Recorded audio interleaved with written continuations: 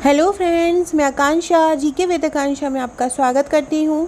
Friends, आज हम जो पेपर सेकेंड है हमारा एमपीपीएससी का, उसका स्वास्थ्य और जन कल्याणकारी प्रशासन एक टॉपिक है पार्ट 2 का। बहुत इम्पॉर्टेंट है क्योंकि स्वास्थ्य, शिक्षा और जन कल्याणकारी प्रशासन है और उसमें से जो स्वास्थ्य है उससे सबसे ज़्यादा प्रश्न आते हैं।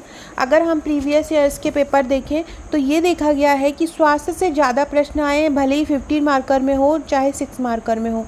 आज हम पढ़ने वाले हैं कि ग्रामीण क्षेत्र में स्वास्थ्य की स्थिति क्या है और ग्रामीण क्षेत्र में स्वास्थ्य का स्तर निम्न क्यों है। और दूसरा पढ़ेंगे हम विश्व स्वास्थ्य संगठन के उद्देश्य और कार्य।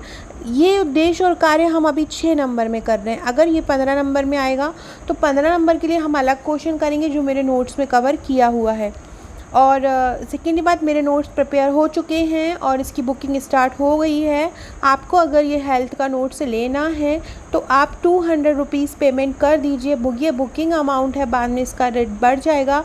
तो आप 200 रुपये पेमेंट करके ग्राम स्वास्थ्य या स्वास्थ्य, शिक्षा और जन कल्याणकारी प्रशासन जो है, जैसे कि वृद्धजनों की समस्याएं और बाल कल्याण, महिलाओं की समस्याएं, ये सभी जो टॉपिक हैं वो आपको इसमें मिल जाएगा। तो चलिए स्टार्ट करते हैं। आगे बढ़ने से पहले पहली बार है चैनल पे तो चैनल को सब्सक्राइब ज़रूर कीजिएगा। वीडियो अच्छा लगे तो लाइक कीजिएगा एंड शेयर कीजिएगा।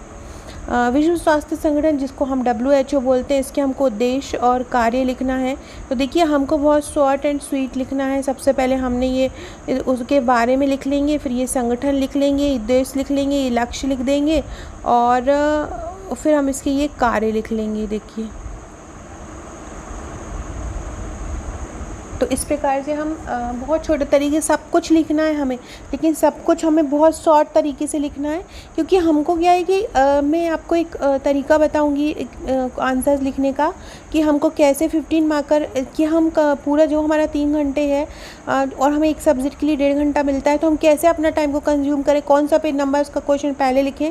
तो उसके अकॉर्डिंग अगर जब हम 6 नंबर का क्वेश्चन, हम 6 नंबर के क्वेश्चन के लिए ज़्यादातर क्या करते हैं, 10 पेज छोड़ देते हैं और फिर 15 मार्क का लिखना स्टार्ट कर देते हैं। क्योंकि 15 मार्क का जो है वो मार्क गेनिंग रहता है क्वेश्चन, हमको ज़्यादा मार्क्स मिलता है। 6 नंबर में हम कितना भी अच्छा लिखें हमको 5 या 4 ही मिलेगा, और कितना भी गंदा लिखें हमको 3 या 2 मिलेगा। गंदे से मतलब है हम आंसर तो लिख रहे हैं, प्रॉपर वे में नहीं लिख रहे हैं, तो इस प्रकार से मार्क्स मिलता है। लेकिन अगर हम वहाँ लिख देते हैं तो हमें 11 से 15, 14 नंबर तक मिल जाते हैं, जो हमारे नंबर बनाने में बहुत हेल्प करता है। तो विश्व स्वास्थ्य संगठन में पहला लिखेंगे, ये अंतर्राष्ट्रीय संगठन है। UN का विशिष्ट अभिकरण मतलब अंतर्राष्ट्रीय, संयुक्त राष्ट्र संघ का विशिष्ट अभिकरण है अंतर्राष्ट्रीय संगठन, संयुक्त राष्ट्र का विशिष्ट अभिकरण। स्थापना कब हुई थी? 7 अप्रैल 1948 को। 7 अप्रैल को ही हम जो है हेल्थ डे मनाते हैं, स्वास्थ्य दिवस मनाते हैं, तो तभी इसकी स्थापना हुई थी, इसी के चलते मनाया जाता है। इसका मुख्यालय स्विट्जरलैंड के जेनेवा में है। इसके महानिदेशक देखा जाए तो महानिदेशक है टेड्रोस एडोनाम, हमने प्री के समय याद किया था। सदस्य इसके 194। तो अंतर्राष्ट्रीय संगठन है, संयुक्त राष्ट्र का विशिष्ट अभिकरण है। स्थापना 7 अप्रैल 1948 को, मुख्यालय जेनेवा में है। अध्यक्ष इसके टेड्रोस, महानिदेशक होते हैं इनके, तो महानिदेशक है टेड्रोस एडोनाम और सदस्य है 194। अब हम देखते हैं इसके संगठन, ये किन किन से मिलकर बना होता है। तो ये 4 संरचनाओं से मिलकर बना होता है, 4 लोगों से मिलकर बना होता है, 4 संस्थाओं से मिलकर बना होता है। कौन कौन सी हैं? तो सबसे पहली विश्व स्वास्थ्य सभा, दूसरी है कार्यकारी बोर्ड, तीसरी है सचिवालय और चौथा है क्षेत्रीय सहयोग संगठन। कौन कौन सा है? विश्व स्वास्थ्य सभा, कार्यकारी बोर्ड, सचिवालय, क्षेत्रीय सहयोग संगठन। विश्व स्वास्थ्य सभा, कार्यकारी बोर्ड, सचिवालय, क्षेत्रीय सहयोग संगठन। अब हम पढ़ते हैं WHO के उद्देश्य। WHO के उद्देश्य क्या है? तो विश्व के सभी देशों की जनता द्वारा स्वास्थ्य की उच्चतम दशा को प्राप्त करना। WHO के उद्देश्य क्या हैं?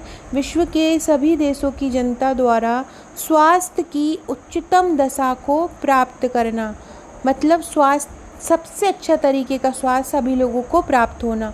अभी देखिए, हमने क्या है ये लिख दिया, संरचना लिख दी, उद्देश्य लिख दिया। अब हम लिखेंगे लक्ष्य। लक्ष्य क्या क्या है इसके? परिवार नियोजन, कुल प्रजनन दर, मातृ मृत्यु दर और शिशु, ये तीनों एक साथ रहेंगे। कुल प्रजनन दर, मातृ मृत्यु दर और शिशु मृत्यु दर में कमी लाना, दवाइयों और टीकों का निवारण, जैसे कि हमारे यहाँ पोलियो का उन्मूलन हो चुका है, WHO के कारण ही हुआ है। विश्व के कोई किसी भी देश में कोई बीमारी महामारी फैल रही हो तो ये आने में मदद करता है, उसके लिए ऋण देता है। परिवार नियोजन, परिवार जनसंख्या वृद्धि को कंट्रोल करने के लिए नई नई योजनाएं वो देता है। तो इस प्रकार से ये इसके लक्ष्य, उद्देश्य हुए, संगठन। अब रहा क्या इसका कार्य देखते हैं। फ्रेंड्स, ये मेरे व्हाट्सएप ग्रुप है, अपडेट हुए, यहाँ पे आपको एग्ज़ाम तक आंसर्स दिए जाएंगे। जो लोग मेरा जो नोट्स लेते हैं उनको इन ग्रुप में ऐड कर दिया जाता है। यहाँ पे आपको केवल मेरे ही बने हुए नोट्स मिलेंगे और किसी कोचिंग का नहीं मिलेगा। कोचिंग का मटेरियल अगर मेरे पास कोई आता है तो मैं अपने पब्लिक ग्रुप में दे देती हूँ, जो सभी के लिए अवेलेबल है। किसी ने मेरे नोट्स लिए हो या नहीं लिए हो, वो सभी के लिए अवेलेबल हो जाता है, क्योंकि वो सोशल मीडिया का टॉपिक है, वो सभी जगह मिल सकता है। और ये फ्रेंड्स मेरी हार्ड कॉपी का प्राइस है 8500 रुपये। ये पूरा पैकेज है, फर्स्ट पेपर टू 6 पेपर। आप इसको ले सकते हैं, अगर आप चाहें तो आप घर पे मंगा सकते हैं, 4 से 5 दिन में आ जाएगा। ये किस टाइप के हैं मैं इसका रिव्यू ज़रूर लेके आऊँगी आपको कल या परसों में। अब है ये WHO के कार्य। WHO क्या करता है? सबसे पहले ये काम करता है अंतर्राष्ट्रीय स्वास्थ्य कार्यक्रम का संचालन। जो राष्ट्रीय स्तर पर स्वास्थ्य कार्यक्रम होते हैं उनका ये संचालन करता है। विश्व में कुपोषण से ग्रसित देशों के लिए उचित पोषण की सुविधा निश्चित करना है। जैसे कि हमारा भारत है, अफ्रीका के बहुत सारे देश हुए हैं, वहाँ पे कुपोषण की समस्या बहुत ज़्यादा फैली हुई है। तो ये कुपोषण से ग्रसित देशों के लिए उचित पोषण की सुविधा निश्चित करता है। राष्ट्रीय स्वास्थ्य नीति को मजबूत बनाने में ये सहयोग प्रदान करता है। प्राकृतिक और मानव जनित आपदाओं के कारण स्वास्थ्य समस्याओं के लिए राहत कार्य संचालित करता है। कोई प्राकृतिक और मानव रहित आपदा आ गई, जैसे कि अभी हमारे भारत में और पूरे विश्व में कोरोना महामारी चल रहा है, तो प्राकृतिक और मानव जनित आपदाओं के कारण स्वास्थ्य समस्याओं के लिए राहत कार्य देता है। विश्व स्वास्थ्य से जुड़ी हुई अन्य अंतर्राष्ट्रीय एजेंसी व अन्य संस्था के माध्यम से समन्वय स्थापित करता है। विश्व स्वास्थ्य की जो अन्य संस्थाएं हैं उनसे हम दूसरे देशों को सुविधाएं उपलब्ध कराता है, उनसे समन्वय करता है। तो इस प्रकार से हमने ये इसके कार्य लिख लिए। ऊपर हमने इसके उद्देश्य लिखे, यहाँ हमने इसके बारे में, इसके संगठन, इसके उद्देश्य और लक्ष्य लिखे, और फिर हमने कार्य लिखा। अब हम नेक्स्ट क्वेश्चन पढ़ते हैं। नेक्स्ट क्वेश्चन है, ग्रामीण क्षेत्रों में स्वास्थ्य की स्थिति समझाओ। मतलब क्या स्थिति है ग्रामीण क्षेत्र में। तो पहले हम स्थिति लिख लेंगे। स्थिति लिखने के बाद हम क्यों है इनकी स्थिति, इस प्रकार से फ्लो चार्ट में लिखें। मैं बार बार बोलती हूँ, अगर आपकी राइटिंग थोड़ी सी कमज़ोर है तो कोशिश किया कीजिए फ्लो चार्ट में बनाए, बगल बगल में ना लिखें, तो वो कोई भी आंसर हो वो अच्छा दिखने लगता है। और अच्छी राइटिंग में भी एग्ज़ाम टाइम में उतना अच्छा नहीं लिख पाते हैं। बस कोशिश ये करो समझ में आए सामने वाले को, और थोड़े से हम फ्लो चार्ट वगैरह में लिखें, थोड़े गैप दे के लिखें, तो जिससे प्रेजेंट हम अच्छे से अपने आंसर को कर पाएँ। तो ग्रामीण क्षेत्रों में स्वास्थ्य की स्थिति क्या होती है। तो भारत में ग्रामीण क्षेत्रों में स्वास्थ्य की स्थिति अभी भी नहीं सुधरी है, जो इस प्रकार है। क्या है स्थिति? स्वास्थ्य संबंधी आधारभूत ढांचे की कमी। स्वास्थ्य संबंधी आधारभूत ढांचा जैसे कि पोषण युक्त खाद्य पदार्थ, शुद्ध जल, शुद्ध वायु, स्वच्छता, अस्पताल तक पहुंच, यातायात के साधन, तो ये आधारभूत ढांचे हैं, सड़कें, ये इनकी कमी है। दूसरा, अधिकांश मौतें इस क्षेत्र में डायरिया, टाइफाइड और मीजल्स से होती हैं। जो ग्रामीण क्षेत्र में जो स्वास्थ्य स्थिति है वो सबसे ज़्यादा स्वास्थ्य जो ख़राब होता है वो किससे होता है? डायरिया, टाइफाइड और मीजल्स से होता है। ये डायरिया, टाइफाइड और मीजल ये दूषित भोजन और दूषित पानी से हो जाते हैं। 66% ग्रामीणों भारतीयों के पास सघन दवाओं की उपलब्धता नहीं है। 66% भारतीय ऐसे हैं गांव के जिनके पास सघन दवा मतलब पर्याप्त मात्रा में दवाएं नहीं मिलती हैं। 31% ग्रामीण जनों को स्वास्थ्य सेवा के लिए औसतन 30 किलोमीटर से ज़्यादा चलना पड़ता है। अगर ग्रामीण जनों को एक अपने हॉस्पिटल तक जाना है तो वो आस-पास में हॉस्पिटलों की व्यवस्था नहीं है, उनको बहुत दूर चल के जाना पड़ता है, करीब 30 किलोमीटर ज़्यादा चलना पड़ता है। और अगर वो बीमार हैं और इतना चलते हैं तो कई बार रास्ते में ही उनकी मौत हो जाती है। देश में स्त्री रोग विशेषज्ञ और चिकित्सकों के 40% खाली हैं। ग्रामीण क्षेत्र में के लिए जो पद रिक्त होते हैं, अप्लाई किए होते हैं विशेषज्ञ और चिकित्सकों के, वो कितने खाली हैं? 40% पद खाली हैं, और यह पद ज़्यादातर ग्रामीण क्षेत्रों में हैं। नए आंकड़ों के अनुसार गांव में 88% विशेषज्ञ डॉक्टरों और 53% नर्सों की कमी है। शहरों में 6 डॉक्टर प्रति 1000 जनसंख्या पर हैं, वहीं ग्रामीण क्षेत्रों में 3 डॉक्टर प्रति 1000 जनसंख्या पे। इतनी ज़्यादा विषमता है कि 6 डॉक्टर प्रति 10,000 जनसंख्या पे हैं और ग्रामीण क्षेत्रों में 3 डॉक्टर प्रति 10,000 जनसंख्या पे हैं। तो यहाँ पे हमने ये ग्रामीण क्षेत्र की स्थिति लिखी, ग्रामीण स्वास्थ्य की स्थिति लिखी, क्या स्थिति है ग्रामीण स्वास्थ्य की। और देखो 16,000 डॉक्टरों और 12,000 विशेषज्ञों की कमी है।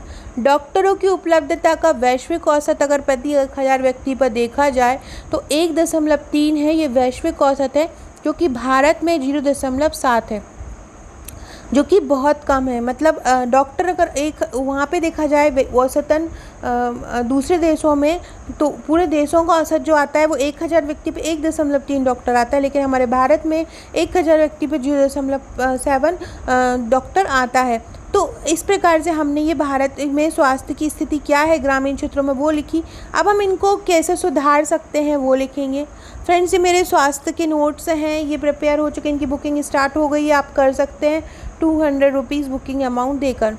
कमी होने के क्या कारण है? आधारभूत संरचना की कमी, जैसा कि हमने पहले ही पढ़ा। पर्याप्त निवेश की कमी, कोई भी ग्रामीण क्षेत्रों में पैसा खर्चा नहीं करना चाहता तो वहाँ पे निवेश की बहुत कमी होती है। स्वास्थ्य जो सेक्टर होते हैं, हेल्थ सेक्टर होते हैं, वहाँ पे जो ज़रूरत की चीज़ें हैं वो नहीं मिल पाती हैं, क्योंकि वहाँ पे निवेश नहीं किया जाता है, ज़्यादा मशीनें आधुनिक नहीं हैं, जिसके चलते यहाँ पे स्वास्थ्य की स्थिति बदतर बनी हुई है। स्वास्थ्य केंद्रों की कमी, 3 प्रकार के जो केंद्र हैं, सामुदायिक स्वास्थ्य केंद्र, प्राथमिक स्वास्थ्य केंद्र, उप स्वास्थ्य केंद्र, ये 3 प्रकार के जो स्वास्थ्य केंद्र बनाए हैं वो बनाए हुए हैं कि हर जगह पे हर जनसंख्या पर, भले ही किसी गांव में कम जनसंख्या हो, ये केंद्र उपलब्ध हो, लेकिन सरकार के प्रयासों के बावजूद भी इनकी कमी हो रही है।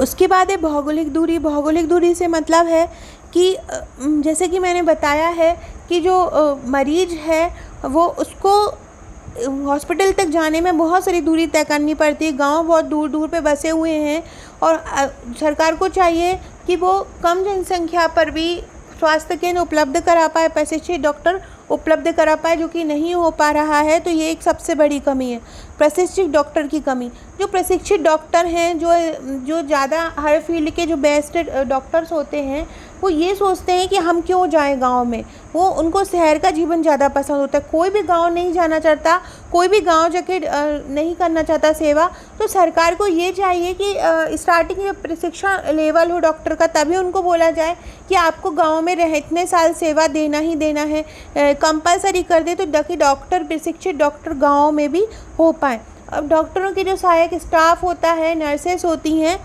गांव में, उनकी भी कमी होती है। मेनली बात है शिक्षा स्तर में कमी। अब व्यक्ति अगर जो गांव का होता है वो कम पढ़ा लिखा होता है या बिना ही पढ़ा लिखा होता है। अब जब वो पढ़ा लिखा होगा तो वो स्वास्थ्य सुविधाओं के बारे में उतना अच्छे से नहीं जान पाता है, और उसको नहीं पता है कि ये बीमारी क्यों हुई है, या हम गलत दवाई ले रहे हैं, या हमको ऐसा करना चाहिए, वो उतना समझ ही नहीं पाता है क्योंकि वो अनपढ़ होता है। तो शिक्षा स्तर में कमी है।